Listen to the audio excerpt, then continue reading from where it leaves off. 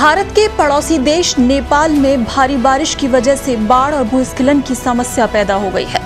देश के पूर्वी और मध्य इलाकों के बड़े हिस्सों में बाढ़ का पानी घुस गया है। गृह मंत्रालय के अधिकारियों के अनुसार दी गई जानकारी के मुताबिक बाढ़ और भूस्खलन की चपेट में आने से अब तक 170 लोगों की जान जा चुकी है, जबकि 42 लापता हैं। मौत का आंकड़ा आपको बता दें पल पल बढ़ता जा रहा है। वहीं काठमांडू की मुख्य नदी बागमती मूसलाधार बारिश के बाद से खतरे के निशान से ऊपर बह रही है। हालात को देखते हुए प्रशासन ने 3 दिनों के लिए सभी स्कूल कॉलेजेस को बंद कर दिया है। गृह मंत्रालय के प्रवक्ता ऋषिराम पोखरेल की तरफ से दी गई जानकारी के मुताबिक देश में बाढ़ से संबंधित घटनाओं में 111 लोग घायल हैं। पोखरेल ने बताया कि सभी सुरक्षा एजेंसियों की मदद से खोज एवं बचाव अभियान जारी है। उन्होंने कहा कि नेपाली सेना ने देश भर में फंसे 162 लोगों को हवाई मार्ग से निकाला है। इसके अलावा 4000 लोगों को नेपाली सेना, नेपाल पुलिस और सशस्त्र पुलिस बल के जवानों ने प्रभावित इलाकों से निकालकर सुरक्षित स्थानों पर पहुंचाया है। बचाए गए लोगों को खाद्यान्न सहित सभी आवश्यक राहत सामग्री वितरित की गई। भूस्खलन और जलभराव की वजह से राष्ट्रीय राजमार्ग बाधित हो रहे हैं। इसकी वजह से सैकड़ों लोग यहाँ फंसे हुए हैं।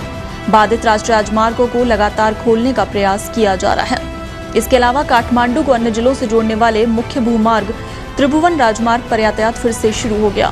अधिकारियों के मुताबिक बाढ़ से नेपाल में कम से कम 322 घर और 16 पुल क्षतिग्रस्त हो गए। नेपाल में आई विनाशकारी बाढ़ जमकर तबाही मचा रही है। प्रत्यक्षदर्शियों ने बताया कि उन्होंने 40 से 45 वर्षों में काठमांडू घाटी में ऐसी विनाशकारी बाढ़ और जलभराव कभी नहीं देखा।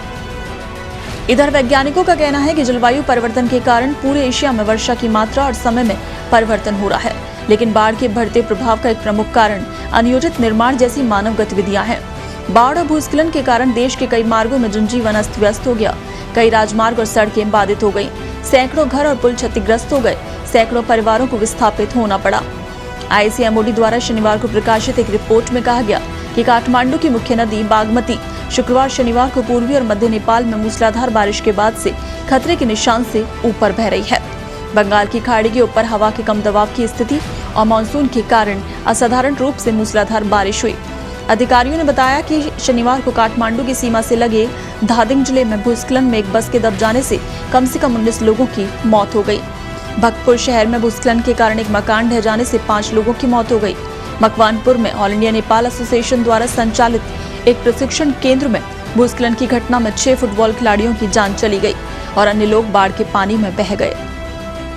इसी बीच मंगलवार तक बारिश जारी रहने के अनुमान के बावजूद रविवार को थोड़ी सी राहत बारिश से जरूर मिली है, लेकिन मौत का आंकड़ा अभी भी लगातार बढ़ता जा रहा है। हालांकि बचाव और रेस्क्यू ऑपरेशन भी जारी है।